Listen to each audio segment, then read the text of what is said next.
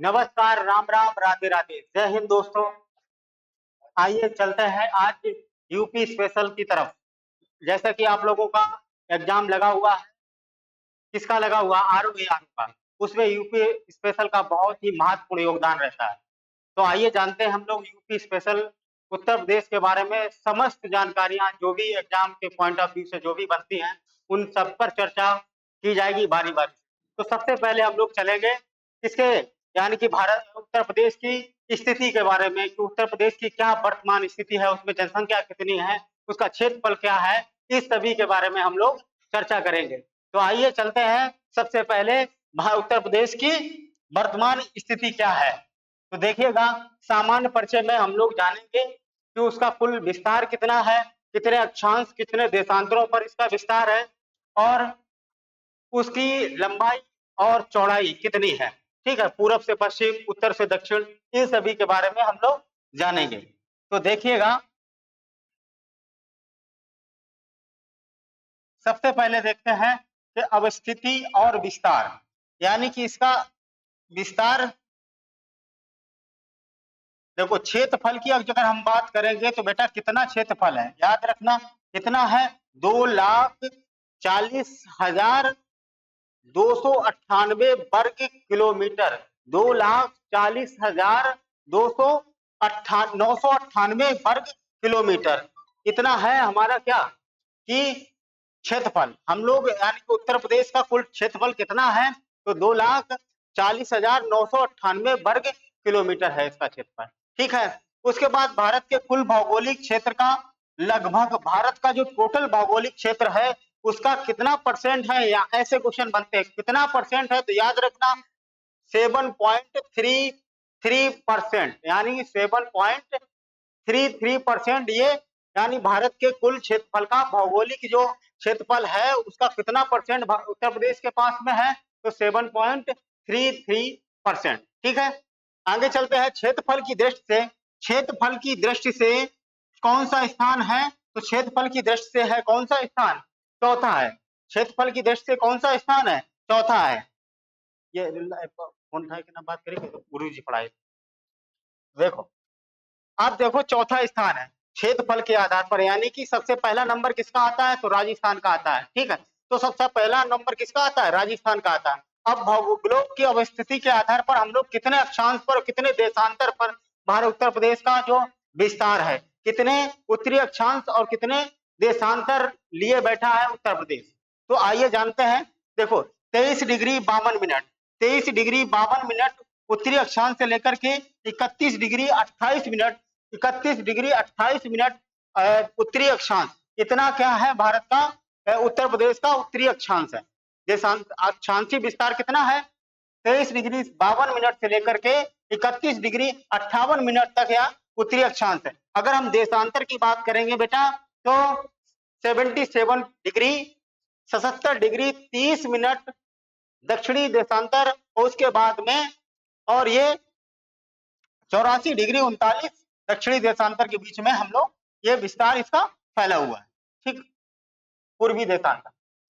आगे देखिएगा, कुल विस्तार इसका कितना है, तो अक्षांशीय विस्तार की बात करेंगे तो देखो 7.36, यानी 7 डिग्री 36 मिनट अक्षांशीय विस्तार है। देशांतरीय विस्तार क्या है कि 7 डिग्री 9 मिनट, यानी कि कितना है, 7 डिग्री 9 मिनट। ठीक, अब लंबाई चौड़ाई की बात करेंगे तो हम, लंबाई कितनी है, तो लंबाई बेटा कितनी है, 650 किलोमीटर। वो भी कैसा, पूरब से पश्चिम, यानी पूरब से, यानी कि अगर पूरब की बात करोगे तो पश्चिम, ये कितनी लंबाई है, तो टोटल बेटा है 650 किलोमीटर। 650 किलोमीटर इसकी लंबाई है। अगर हम चौड़ाई की बात करेंगे तो चौड़ाई कितनी है, 240 किलोमीटर। कितनी है, 240 किलोमीटर है, 240 किलोमीटर है।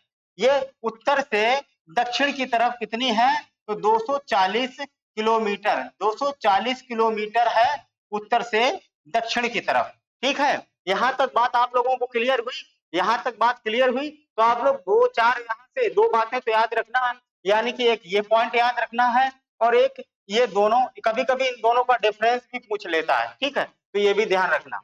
आगे चलते हैं अगली स्लाइड की तरफ। अब हमारा क्या कह रहा है, उत्तर प्रदेश का सामान्य परिचय में हम लोग जानेंगे कि नामकरण और इसका पुनर्गठन किस प्रकार से हुआ था। तो नामकरण और इसका पुनर्गठन किस प्रकार से हुआ था, तो देखो 1834 ईस्वी में 1834 ईस्वी में जब अंग्रेजों का शासन था तो इसे किस नाम से जाना जाता था, उत्तर पश्चिमी प्रांत के नाम से जाना जाता था। उत्तर पश्चिमी प्रांत के नाम से इसे जाना जाता था, ठीक है। और 1877 ईस्वी तक उत्तर पश्चिमी प्रांत एवं अवध ये नाम से जाना गया, उत्तर पश्चिमी प्रांत एवं अवध के नाम से ये जाना गया, ठीक। यहाँ तक बात क्लियर हुई। उसके बाद आगे चलेंगे कि 1902 ईस्वी में आगरा और अवध का संयुक्त प्रांत, यानी कि 1902 में आगरा और अवध का ये संयुक्त प्रांत के नाम से ये जाना गया, यानी संयुक्त प्रांत इसका नाम पड़ गया। उसके बाद 1950 यानी 24 जनवरी, ये डेट याद रखना, ये डेट याद रखना बेटा, 24 जनवरी उत्तर प्रदेश नाम पड़ा, यानी उत्तर प्रदेश का नाम कब पड़ा, 24 जनवरी 1950 को। इसी वजह से प्रत्येक साल क्या मनाया जाता है, उत्तर प्रदेश दिवस कब मनाया जाता है, 24 जनवरी को मनाया जाता है। कब मनाया जाता है, 24 जनवरी को मनाया जाता है मेरे दोस्त, ठीक है। तो 1950 यानी 24 जनवरी 1950 को क्या नाम रखा गया इसका, उत्तर प्रदेश। तब भारत आजाद भी हो गया था और एक ग्रेड में रखा गया था। उसके बाद में देखिएगा 1956 ईस्वी में, यानी कि 1 नवंबर 1956 को में इसका क्या होता है, पुनर्गठन फिर से किया जाता है, इसको फिर से पुनर्गठित किया जाता है। इसका क्षेत्र यानी कि पूरा एरिया कवर किस तरीके से, किस सीमा लगेगी, कितना इसका एरिया होगा, इसका पुनर्गठन फिर से किया जाता है। उसके बाद देखो 2000 में फिर से इसका पुनर्गठन होगा, कुछ जिले काट करके अलग कर दिए जाते हैं। तो देखो 2000 ईस्वी यानी कि 9 नवंबर 2000 ईस्वी, यानी 2000 के दिन का 13 दिनों का पृथककरण किया गया था, अलग कर दिया गया था और एक क्या बना दिया गया था, उत्तराखंड। उत्तराखंड कब बेटा बना था, तो याद रखना उत्तराखंड कब बना था, 9 नवंबर 2000 को, 9 नवंबर 2000 को। यहाँ से ये बात याद रखना, कितने जिले काटे गए थे, तो 13 जिलों को अलग कर दिया गया था, उत्तर प्रदेश से अलग करके एक नया राज्य बना दिया गया था जिसका नाम था उत्तराखंड, ठीक। पहले इसका उत्तरांचल नाम था, उसके बाद इसका नाम उत्तराखंड रखा गया। अब आइए राजकीय प्रतीकों के बारे में हम लोग जानेंगे। तो राजकीय प्रतीक कौन कौन से हैं, तो राजकीय प्रतीक कौन कौन से हैं कि अशोक उत्तर प्रदेश का क्या है, राजकीय वृक्ष है। अशोक क्या है बेटा, अशोक क्या है, अशोक देखा होगा पौधा, अशोक जो है वो उत्तर प्रदेश का क्या है, राजकीय पौधा है, उत्तर प्रदेश का राजकीय पौधा है। आइए अगले देखो, फ्लास, फ्लास क्या है, उत्तर प्रदेश का राजकीय पुष्प, राजकीय पुष्प। सारस यानी क्रॉन्च, उत्तर प्रदेश का राजकीय पक्षी, ये याद रखना, ठीक है। बारहसिंगा क्या है कि उत्तर प्रदेश का राजकीय पशु, बारहसिंगा क्या है, उत्तर प्रदेश का राजकीय पशु है, ठीक। आगे चलते हैं, हिंदी की बात करेंगे। तो हिंदी क्या है, प्रथम राजकीय भाषा है बेटा, हिंदी क्या है, प्रथम राजकीय भाषा है। उसको द्वितीय राजकीय भाषा को कौन सी बनाई गई, तो 1989 में उर्दू को भी राजकीय भाषा का दर्जा मिला, कब मिला, 1989 को। द्वितीय भाषा अपनी राजकीय भाषा कौन सी है, तो उर्दू है, ठीक। उर्दू भाषा कैसी है, द्वितीय राजकीय भाषा, ठीक। आगे चलते हैं कि उत्तर प्रदेश राजकीय चिन्ह और वृत्त में 2 मछली और एक तीर धनुष का भी, ये देखो उत्तर प्रदेश का जो लोगो है, उत्तर प्रदेश का जो लोगो है उसमें क्या दिया गया, एक मछली, दो तरफ मछली दिखाई गई और बीच में धनुष दिखाया गया, श्री राम का, भगवान श्री राम का धनुष दिखाया गया है, ठीक है। तो ये इसे 1938 ईस्वी में स्वीकृत दिया गया, यहाँ से ये पॉइंट है, यानी कि जो लोगों का जो ये सिंबल बनता है, यानी 2 मछली है, उसके बाद में एक तीर धनुष बना है, ये लोगो जो है वो कब स्वीकृत मिला है, तो 1938 में, 1938 में। ऐसे क्वेश्चन बनते हैं बेटा, ऐसे क्वेश्चन बनते हैं, नोट करते रहना, ठीक है। यहाँ तक बात इस स्लाइड में ये भी बात समझ में आई होगी कि कब उत्तर प्रदेश का संयुक्त प्रांत नाम पड़ा, कब अवध पड़ा, ठीक है, कब ये उत्तर प्रदेश 2 भागों में डिवाइड हुआ, यानी कि उत्तराखंड में 13 जिले काट के बनाए गए। तो इन सारी चीजों को हम लोगों ने सीखा। आगे चलें, आगे देखिएगा कि सामान्य परिचय में आगे क्या दिया गया है, 24 जनवरी। इस दिन क्या मनाया जाता है, उत्तर प्रदेश दिवस के रूप में मनाया जाता है, ये याद रखना। उत्तर प्रदेश दिवस के रूप में कब मनाया जाता है, तो उत्तर प्रदेश दिवस के रूप में मनाया जाता है 24 जनवरी को, 24 जनवरी को उत्तर प्रदेश दिवस के रूप में मनाया जाता है। क्योंकि उत्तर प्रदेश नाम कब पड़ा, तो 24 जनवरी 1950 को, कब पड़ा, 24 जनवरी 1950 को ये उत्तर प्रदेश नाम पड़ा था इसी वजह से। उसके बाद राज्य का पुनर्गठन 1950 ईस्वी में उत्तर प्रदेश का हुआ, नाम से इसी दिन किया गया था। ठीक, विधानसभा की बात करेंगे तो कुल सदस्य संख्या कितनी है, तो 403 है। कितनी है विधानसभा, कितनी है विधानसभा के कुल टोटल सदस्य कितने हैं, तो याद रखना 403 है विधानसभा सदस्य। और इस समय इसके वर्तमान जो अध्यक्ष हैं, विधानसभा अध्यक्ष हैं, उसका नाम क्या है बेटा, सतीश महाना। सतीश महाना जो है विधानसभा अध्यक्ष है। और सदन के नेता कौन है, यानी कि मुख्यमंत्री कौन है, तो मुख्यमंत्री बेटा कौन है, योगी आदित्यनाथ। योगी आदित्यनाथ क्या है, मुख्यमंत्री है। और इसे विपक्ष के नेता कौन है, तो अखिलेश यादव।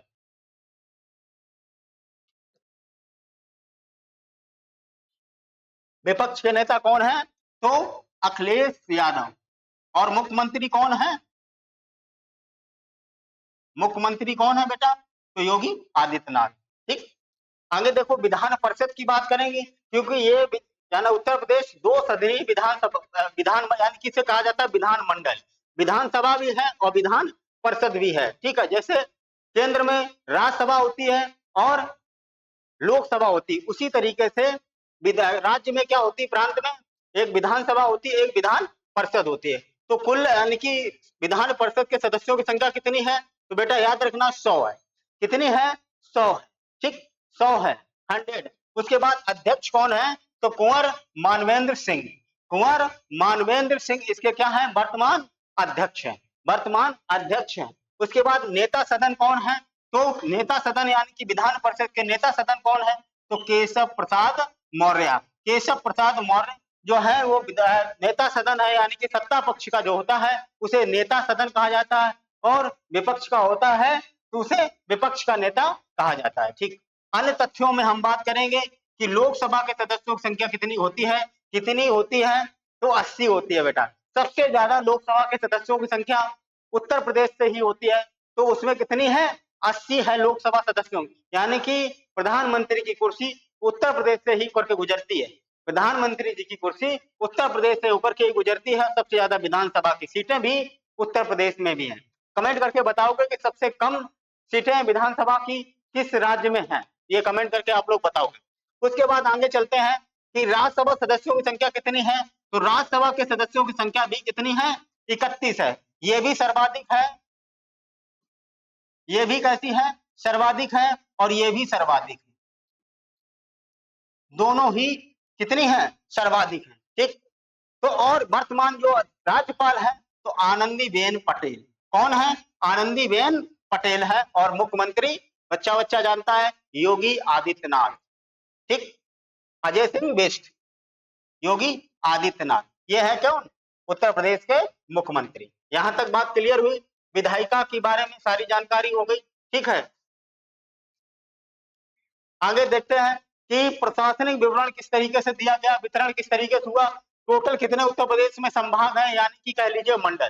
तो बेटा टोटल जो मंडल हैं वो कितने हैं, तो 18 है। कितने हैं, 18। 18 कितने हैं, इसे क्या तो संभाग कह लीजिए या मंडल, दोनों एक ही चीज है। कितने हैं, 18। और 18 जो संभाग हैं उनमें कौन कौन से मंडल में कितने कितने जिले आते हैं, तो उन जिलों का जिक्र करते हैं। तो देखो लखनऊ, लखनऊ मंडल में कौन है, एक हरदोई डिस्ट्रिक्ट है, लखीमपुर खीरी है, लखनऊ है, रायबरेली है, सीतापुर है, उन्नाव है। तो कितने जिले हैं, 6 जिले हैं, याद रखना। आगरा मंडल में आगरा है, फिरोजाबाद है, मैनपुरी है, मथुरा है। ये आगरा मंडल में है। आगरा मंडल में कुल 4 ही जिले हैं। ठीक है, कानपुर मंडल की बात करते हैं, औरैया है, इटावा है, फरकाबाद है, कानपुर देहात है, कानपुर नगर है, और कन्नौज है। इसमें कितने जिले हैं, तो 6 जिले हैं, 6 जिले हैं, यानी कि कानपुर मंडल में ही कन्नौज पड़ता है। ठीक, आगे देखिएगा कि मुरादाबाद मंडल में कौन कौन से हैं, तो देखिए मुरादाबाद हुआ, बिजनौर हुआ, रामपुर हुआ, संभल हुआ, अमरोहा। कितने जिले हुए, तो 5 जिले हुए, 5 जिले हुए। कानपुर लखनऊ मंडल में 6 जिले, आगरा मंडल में 4 जिले, कानपुर मंडल में 6 जिले, और मुरादाबाद मंडल में 5 जिले हैं। यहां तक बच्चा मेरे समझ में आया, यहां तक समझ में आया। आगे चलते हैं, आगे देखिएगा कि आजमगढ़ मंडल, तो आजमगढ़ मंडल में आजमगढ़ है, बलिया है, मऊ है, यानी कि 3 ही जिले हैं। आजमगढ़ मंडल में कितने जिले हैं? 3 ही जिले हैं बेटा। 3 जिले कौन कौन से हैं?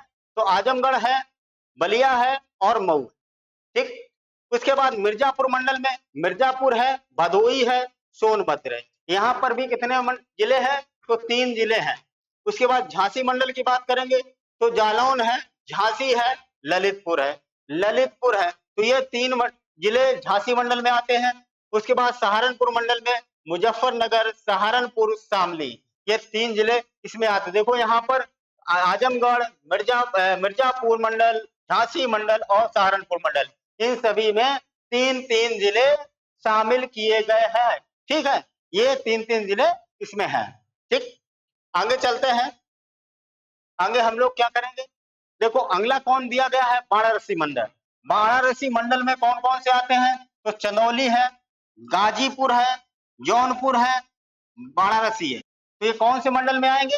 तो ये आएंगे बेटा वाराणसी मंडल, वाराणसी मंडल में आएंगे, ठीक।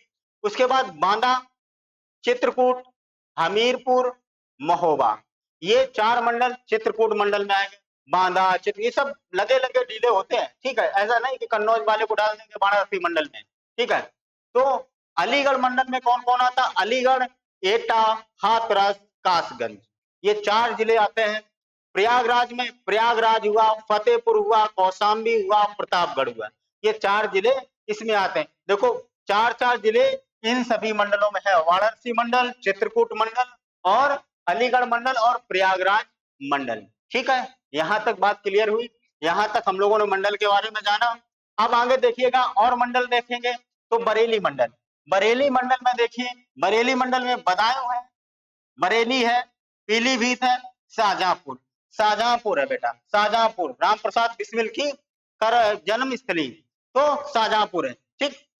गोरखपुर मंडल में देवरिया आता है, गोरखपुर आता है, कुशीनगर आता है, महाराजगंज आता है, ये 4 जिले हैं, देवरिया, गोरखपुर, कुशीनगर और महाराजगंज। बस्ती मंडल में कौन आते हैं? बस्ती है, संत कबीर नगर है, सिद्धार्थ नगर, ये 3 जिले आते हैं।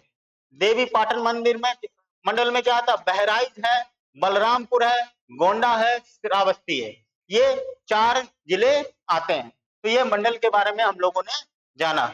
आइए आगे चलते हैं कि अयोध्या मंडल और मेरठ मंडल, ठीक। अयोध्या मंडल और मेरठ मंडल में अंबेडकर नगर आता है, बाराबंकी आता है, अयोध्या आता है, सुल्तानपुर आता है और अमेठी आता है, ये अयोध्या मंडल में आता है, ठीक। अब मेरठ मंडल में कौन कौन आता है? देखो 6 आते हैं, बागपत, बुलंदशहर, गौतम बुद्ध नगर, गाजियाबाद, मेरठ, हापुड़, मेरठ और हापुड़, यानी कि 6 जिले मेरठ मंडल में आते हैं। और देखो दिया गया है कि देवी पाटन मंडल का मुख्यालय बेटा गोंडा है, गोंडा है देवी पाटन। और ये नवीनतम मंडल जो है वो कौन सा है? अलीगढ़ है। नवीनतम मंडल कौन सा है? अलीगढ़ है, ठीक। आगे चलते हैं। अन्य प्रशासनिक व्यवस्था में क्या नगर निगम कुल कितने हैं? तो 17 नगर निगम है। कुल कितने नगर निगम है बेटा?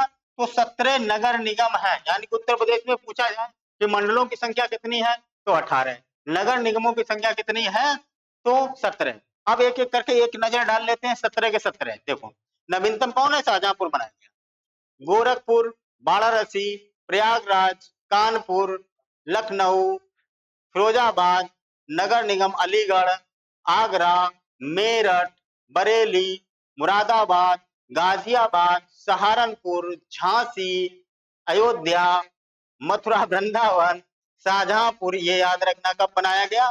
2018 में, ठीक है। तो आर्थिक संभाग क्षेत्र कितने? आर्थिक संभाग क्षेत्रों में उत्तर प्रदेश कितने भागे बांटे गए? तो 4। तहसील कुल कितनी है? तो बेटा है 351, 351 टोटल तहसील है। नगर समूह कितने हैं? 915। नगर समूह कितने हैं बेटा? नगर समूह 915 है। और नगर पालिका परिषद कितनी है? तो 198। ये कितने हैं? 198। खंड विकास खंड कितने हैं? 825। विकास खंड कितने हैं? तो याद रखना 825 है। नगर पंचायत कितनी है? तो 438। ये लेटेस्ट आंकड़ा है सारे, ठीक है, 438। नगर पंचायत कितनी है? तो याद रखना इकाई, दहाई, सैकड़ा, हजार, 10,000, यानी कि इकाई, दहाई, सैकड़ा, हजार, 10,000, लाख, 1,00,000 6,774 ये होगा इसका। डाकघर कितने हैं? इकाई, दहाई, सैकड़ा, हजार, 10,000, यानी कि 17,670 ये आंकड़े आएंगे। ठीक, आगे चलते हैं। अब भौगोलिक परिसीमावर्ती राज्य, परिसीमावर्ती राज्य कौन कौन से हैं? तो देखो, राज्य हिमाचल प्रदेश, हरियाणा, राजस्थान, मध्य प्रदेश, छत्तीसगढ़, झारखंड, बिहार, उत्तराखंड, यानी कि कुल कितने उत्तर प्रदेश के चारों तरफ टच में है, यानी सीमावर्ती राज्य हैं, तो कुल कितने हैं? 8 हैं। गिन लीजिएगा, 8 के 8 होंगे। देखो, हिमाचल प्रदेश, हरियाणा, राजस्थान, मध्य प्रदेश, छत्तीसगढ़, झारखंड, बिहार, उत्तराखंड, ये 8 डिस्ट्रिक्ट ये होंगे। ठीक, उसके बाद एक केंद्र शासित प्रदेश भी आएगा और एक अंतरराष्ट्रीय देश भी होगा, तो ये क्या है? दिल्ली है। ठीक है, उसके बाद एक नेपाल लगता है, एक देश के साथ सीमा साझा होता है, उसका नाम है नेपाल। केंद्र शासित प्रदेश की बात करेंगे तो दिल्ली है। 8 यानी कि 8 राज्य है। ठीक है, एक केंद्र शासित प्रदेश है और एक देश के साथ सीमा साझा करता है। ठीक, हिमाचल प्रदेश से सटे जिले कौन कौन से हैं? तो हिमाचल प्रदेश से सटे जिले कौन से हैं? तो हिमाचल प्रदेश से केवल सहारनपुर की सीमा लगती है। किसकी लगती है बेटा? सहारनपुर की सीमा लगती है हिमाचल प्रदेश से सटे हुए किस जिले की लगती है? तो सहारनपुर की लगती। उत्तराखंड से सटे जिले कितने हैं? तो बेटा 7 जिले हैं। एक सहारनपुर है, एक मुजफ्फरनगर है, एक बिजनौर है, एक मुरादाबाद है, एक रामपुर है, एक बरेली है, एक पीलीभीत है। कितने जिले हैं उत्तराखंड से सटे हुए जिले?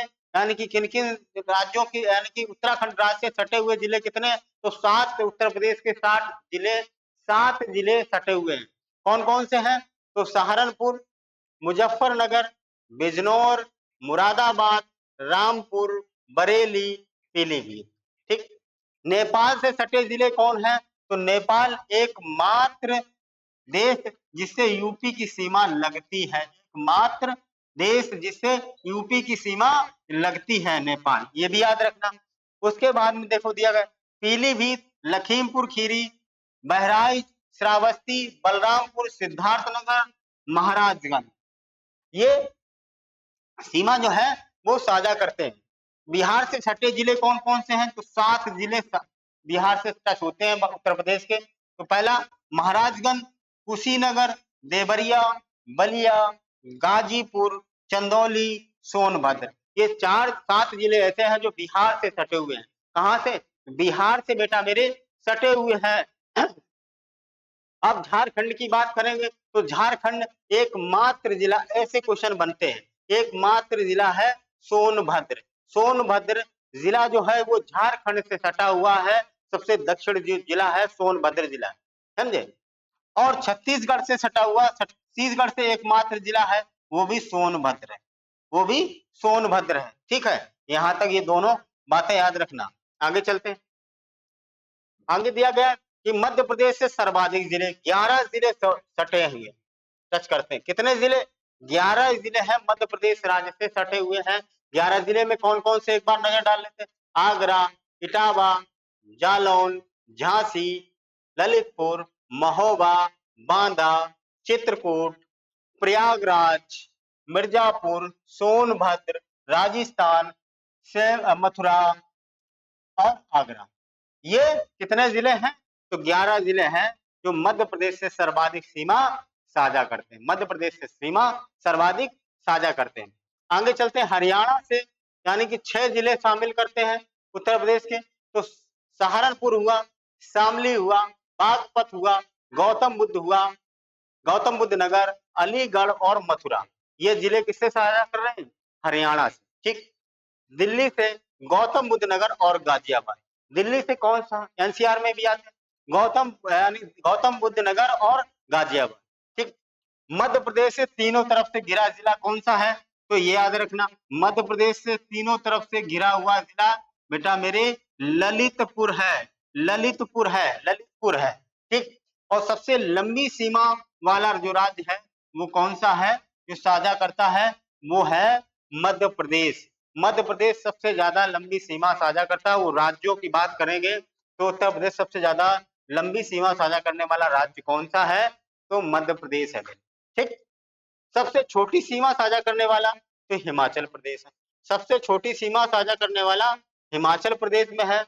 और सहारनपुर की सीमा साझा करने वाला कौन है, तो हरियाणा, उत्तराखंड, हिमाचल प्रदेश है जो सहारनपुर की सीमा साझा करता है। सोनभद्र की सीमा साझा करने वाला सर्वाधिक राज्यों में लगती सीमा बिहार की है, झारखंड की है, छत्तीसगढ़ की है और मध्य प्रदेश की है। ठीक। और सबसे कम जिले को स्पर्श करने वाला जिला ललितपुर है, ये याद रखना। सबसे कम यानी कि सबसे कम जिलों को स्पर्श करने वाला जिला कौन सा है, ललितपुर है। तो केवल झांसी की से सीमा साझा करता है, सबसे झांसी से सीमा साझा करता है। ठीक, यहां तक बात हुई। अगली स्लाइड की तरफ चलते हैं।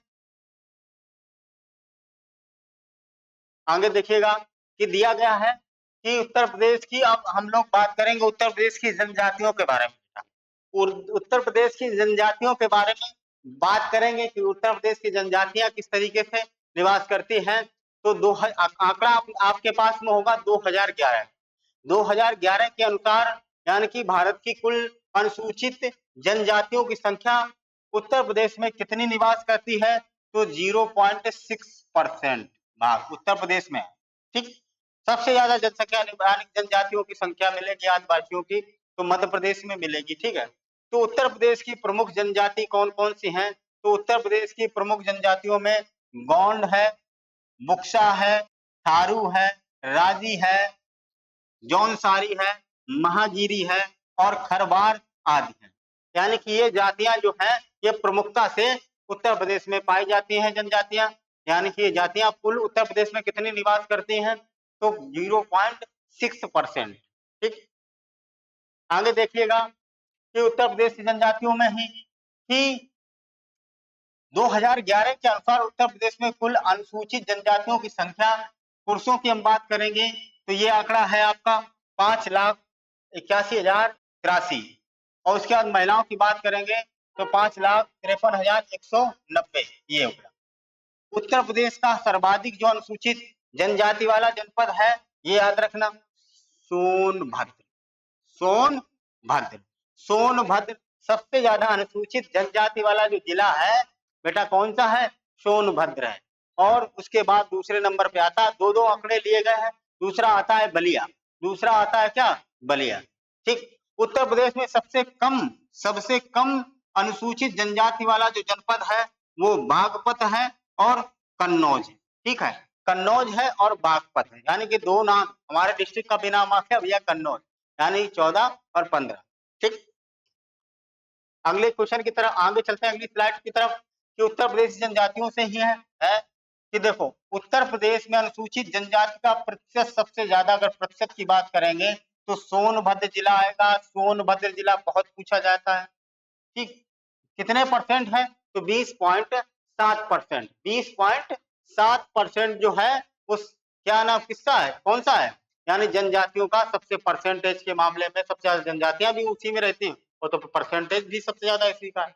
ठीक। और सबसे कम जनसंख्या किसकी मिलेगी, तो बागपत की मिलेगी, यानी 0.001%। ठीक, यहाँ पर मिलेगी। उसके बाद बात करेंगे तो उत्तर प्रदेश के जालौन और अयोध्या जिले में एक भी जनजाति नहीं पाई जाती है। मिलॉट पॉइंट बी नोटेड बेटा, याद रखना कि दो जिले ऐसे हैं जहां पर जनजातियां नहीं पाई जाती, एक भी सिंगल जनजाति नहीं पाई जाती। एक तो जालौन, ठीक, जालौन। उसके बाद एक है अयोध्या, भगवान राम की नगरी अयोध्या। ठीक है। तो जनसंख्या के आधार पर उत्तर प्रदेश की सबसे बड़ी जनजाति जो का समूह जो है वो सबसे पहले नंबर आता है, गोंड का आएगा, फिर खरवार का आएगा, फिर थारू का आएगा।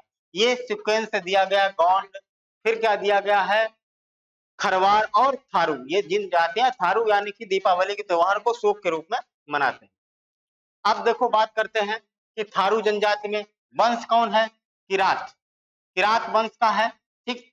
थारू जनजाति यानी कि थारू उत्तर प्रदेश की सर्व प्रमुख जनजाति समूह है जो उत्तर प्रदेश के तराई क्षेत्र में, यानी कि थारू जनजाति कहाँ पाई जाती है, तो अधिकांश मिलेगी आपको तराई क्षेत्र में, यानी कि डिस्ट्रिक्ट की बात करोगे तो लखीमपुर खीरी बेटा, लखीमपुर खीरी हुआ, बहराइच हुआ, श्रावस्ती हुआ, गोरखपुर हुआ, महाराजगंज हुआ। इन जिलों में थारू जनजाति के लोग पाए जाते हैं, थारू जनजाति के लोग पाए जाते हैं। ठीक है, थारू जनजाति के लोग पाए जाते हैं। थारू जनजाति उत्तर प्रदेश के अलावा उत्तराखंड, नैनीताल और बिहार के चंपारण तथा दरभंगा जिले में पाई जाते हैं। यानी कि कहां-कहां और पाई जाती है, यानी उत्तर प्रदेश के अलावा उत्तराखंड में भी पाई जाती है, नैनीताल, बिहार में भी, बिहार के चंपारण डिस्ट्रिक्ट में पाई जाती है, जहां पर 1917 में चंपारण आंदोलन किया गया था महात्मा गांधी जी द्वारा।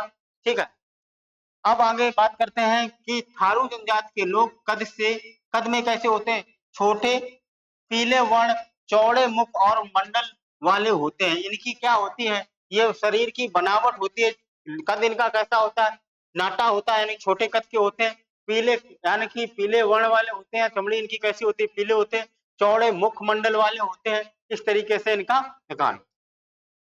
थारू जनजाति के लोग मकान बनाने के लिए लकड़ी के, ये याद रखना, नरकुंच का एवं लट्ठे का प्रयोग करते हैं। ठीक, नरकुंच। इनका पारिवारिक संयुक्त परिवार होता है। परिवार कैसा होता है? एकल नहीं होता, संयुक्त परिवार में ये लोग रहते हैं। परिवार का सबसे वृद्ध व्यक्ति परिवार का क्या होता है? मुखिया होता है। परिवार का मुखिया कौन होगा? सबसे बुजुर्ग व्यक्ति होगा, जो सबसे वृद्ध होगा। ठीक, आगे देखो क्या दिया गया है थारू जनजाति में। थारू जनजाति में लठ मरवा भोज की प्रथा की व्यवस्था है। इसका, इनका मुख्य भोजन चावल, लठ मरवा भोज, लठ मरवा भोज है यहाँ पर प्रचलित है। थारू जनजाति के लोग दोपहर तथा शाम के भोजन के लिए मिझनी व बेरी शब्द का प्रयोग करते हैं। जैसे हम लोग डिनर है, ब्रेकफास्ट, इन सारे शब्दों का प्रयोग करते हैं, तो ये लोग क्या करते हैं? दोपहर और शाम के भोजन को मिझनी और बेरी का शब्द का प्रयोग करते हैं। ये बात याद रखना भाई, आरो वाले बच्चे, यानी मिझनी और बेरी का प्रयोग करते हैं। ठीक है, आगे देखो, थारू जनजाति के लोग जो है चावल से बनाई गई मदिरा का अत्यधिक सेवन करते हैं। ओ गजब, यानी कि चावल से बनाई गई मदिरा का, शराब का प्रयोग अत्यधिक करते हैं। चावल से जो शराब बनाई जाती, मदिरा बनाई जाती, उसका अत्यधिक प्रयोग करते हैं। त्योहारों की बात करेंगे कि थारू जनजाति के लोग हिंदुओं के सभी त्योहार मनाते हैं। थारू जनजाति के लोग, यानी कि हिंदुओं के जितने भी त्योहार होते हैं, वो सभी त्योहारों को कौन मनाते हैं बेटा? तो थारू जनजाति के लोग मनाते हैं। थारू जनजाति के लोग मनाते हैं। ठीक है, यहाँ तक बात क्लियर हुई?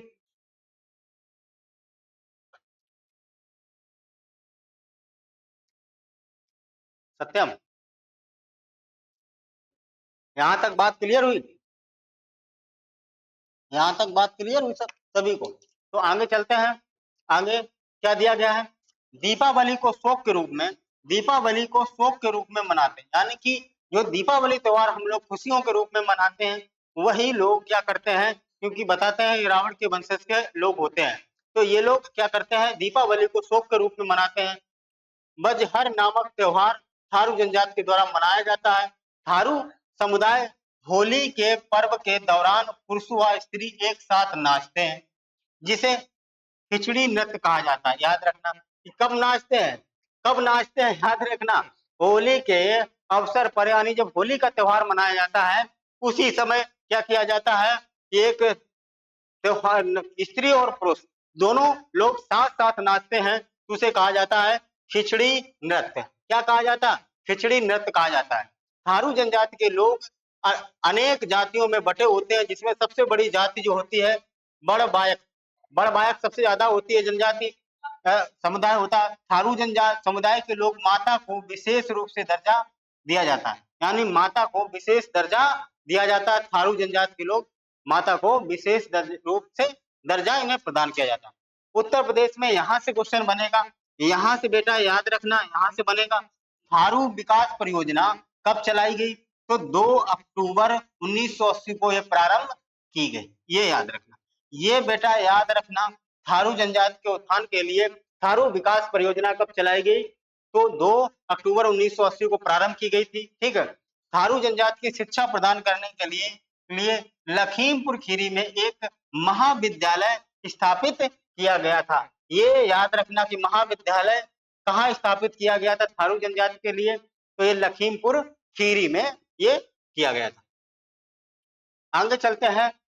बुक्सा, बोक्सा या जनजाति, यानी कि इसे बुक्सा या भोक्सा जनजाति भी कहा जाता है। ये इसका वंश जो कौन सा है, तो वंश की बात करेंगे तो पोतवार वंश। कौन सा है? पोतवार वंश है। विलियम कुक, एक इतिहासकार थे, विलियम कुक ने बुक्सा जनजाति को राजपूत वंशज कहा है। ये याद रखना कि किस इतिहासकार ने यानी राजपूत वंशज कहा है बुक्सा जनजाति को, तो याद रखना ये भी इंपॉर्टेंट पॉइंट बन सकता है। ठीक, ये भी बन सकता है पॉइंट। तो बुक्सा जनजाति को राजपूत वंशज कहा गया है। ठीक, बुक्सा जनजाति के लोग कद कैसा होता? छोटा होता, माध्यम होता, चौड़ी मुखाकृति होती है, फैली हुई भौं और चपटी नाक तथा छोटी आंखों वाले होते हैं। छोटी आंखों वाले ये होते हैं। इनका नाक नक्शा मंगोलों की तरह होता है। नाक नक्शा कैसा होता है? मंगोलों को, मंगोलियों को देखा? मंगोलियों को मेरे बच्चा क्या है? ठीक, तो मंगोलियों की तरह होता है। ठीक है। हाँ, भाषा, भाषा की बात करेंगे बेटा, ये हिंदी। लिपि देवनागरी होती है। ठीक, यही लिपि है, यही भाषा है, यही लिपि है, यही भाषा है। आगे चलते हैं कि उत्तर प्रदेश में बिजनौर जिले में मिलती है बुक्सा जनजाति। कहाँ मिलती है मेरे बच्चा? कहाँ मिलती है? तो ये मिलती है बिजनौर डिस्ट्रिक्ट में बुक्सा जनजाति मिलती है। अर्थव्यवस्था की बात करेंगे तो कृषि आधारित है। अर्थव्यवस्था इनकी कैसी है? कृषि आधारित, यानी खेती करने वाले लोग मिलेंगे आपको। खेती करने वाले बेटा लोग मिलेंगे, याद रखना, खेती करने वाले लोग मिलेंगे। और वेशभूषा धोती, कुर्ता, सदरी, सर पर फाड़ी, समझे, पगड़ी पहले। तो ये चीजें जैसे हम लोग पहनते हैं, धोती, कुर्ता, सदरी, ये सारी चीजें, सर पर पगड़ी, ये सारी चीजें करते हैं। आगे देखिएगा कि त्योहारों की बात करेंगे तो होली भी मनाते हैं, दिवाली भी मनाते हैं, दशहरा भी मनाते हैं, जन्माष्टमी इसका है, सब त्योहार मनाते हैं। पूजा किसकी करते हैं? तो महादेव, हर हर महादेव। सावन का महीना चल रहा भाई, हर हर महादेव। ठीक, तो महादेव की पूजा करते हैं। काली माई, दुर्गा, लक्ष्मी, राम, कृष्ण और अन्य देवी देवताओं की पूजा करते हैं। यानी कि हिंदुओं के सारे त्योहारों की पूजा, देवी देवताओं की पूजा करते हैं। काशीपुर की चंडामुड़, चामुंडा, चामुंडा का सबसे ज्यादा पूजन किया जाता है, ये याद रखना भाई। काशीपुर की ये चामुंडा देवी का सबसे ज्यादा पूजन किया जाता है। ठीक, पूजा तो इन लोगों को सबसे करते हैं, मगर सबसे ज्यादा पूजन किसका किया जाता? तो चामुंडा कहाँ की? काशीपुर की। ठीक, गांव की पंचायत 3 स्तर पर होती है। गांव की पंचायत 3 स्तर पर होती है। एक सरपंच होता, एक मुखिया होता, एक ग्राम पंचायत का सभापति होता। ठीक, बुक्सा जनजाति की पंचायत का सर्वोच्च व्यक्ति होता तखत कहा जाता। वाह क्या बात, क्या कहा जाता है? तखत कहा जाता है। ये भी बात याद रखना, क्या क्या कहा जाता है? तखत कहा जाता है। ठीक, बात समझ में आई? आगे क्या दिया गया है? खरवार, खैरवार जनजाति। खरवार और खैरवार जनजाति के बारे में जानते हैं। ठीक, तो इस जनजाति का प्रमुख जो नृत्य है बेटा, प्रमुख जो नृत्य है ये कर्मा है। बहुत पूछा जाता है, कर्मा है, यानी कि कर्मा नृत्य जो है वो खरवार जनजाति का प्रमुख नृत्य कौन सा है? तो कर्मा है। कर्मा, तू ही मेरा कर्मा, तू ही मेरा धर्मा। ठीक, और बांदा जिले के पाठा क्षेत्र में निवास करती है मुख्यतः। ठीक, बांदा डिस्ट्रिक्ट में मिलता है, क्षेत्र है जिसका नाम है पाठा। उत्तर प्रदेश के देवरिया, बलिया, जौनपुर, मिर्जापुर और सोनभद्र जिले में इनका निवास स्थान है। इसके बाद में उत्तर प्रदेश में यहाँ पर भी मिलेगा आपको, मगर मुख्यतः निवास कहाँ पर इसे मिलेगा? तो बांदा डिस्ट्रिक्ट में ये मिलेगा। ठीक है, झारखंड के पलामू व कटहर क्षेत्र में भी इनका निवास मिलता है। ठीक, ऐसा नहीं कि यहीं पर पर्टिकुलर मिलता, मगर यहाँ ज्यादा मिलता संख्या। खरवार जनजाति की भाषा व बोली प्राय स्थानीय प्रभावी देखने को मिलता है। अनुनासिकी, रे रे करके, रे, तोर, मोर, केयर, केकर, ओकर ध्वनि देखने को मिलती है। ये बांदा के लोग बहुत कर तोरी, मोरी है, इस तरीके, तो कसम, मोरी कसम है, ऐसे बोलते हैं। तो इस तरीके से ये तोरी मोरी ऐसे केकर ऐसे शब्दों का प्रयोग आपको देखने को मिलेगा। बांदा के लोगों, हमीरपुर साइड और बांदा के लोगों से मिलिए हैं, अगर तो बातचीत करिए तो पता चलेगा आप लोगों को कि किस तरीके से वो लोग बातचीत करते हैं। वही नहीं, एक जनजातीय नहीं बल्कि और भी लोग ऐसे ही बात करते हैं, स्थानीय भाषा में बहुत बात करते हैं। ठीक है, तो इस तरीके से ये बात मिलती है आपको सुनने को। है, पुरुषों के घुटनों तक धोती होती है, पुरुषों के घुटनों तक धोती व कुर्ता, सर पर पगड़ी और महिलाओं की साड़ी पहनती है। इसमें कौन बड़ी बात है? ठीक है, ये तो सभी लोग पहनते हैं, कोई घुटने को नीचे पहनता है, कोई घुटने के ऊपर पहनता है। शाकाहारी और मांसाहारी दोनों प्रकार के खान पान इनका है। ऐसा नहीं, शाकाहारी भी होते हैं ये लोग और मांसाहारी भी होते हैं, तो सभी समाज में होते हैं। महागीर, महागीर जनजाति के बारे में हम लोग जानेंगे। तो इसका निवास स्थान कहाँ मिलेगा आपको? तो ये बिजनौर के नजीबाबाद, नजीबाबाद, बिजनौर के नजीबाबाद में इसका प्रमुख रूप से इनका निस्तार मिलेगा। कहाँ?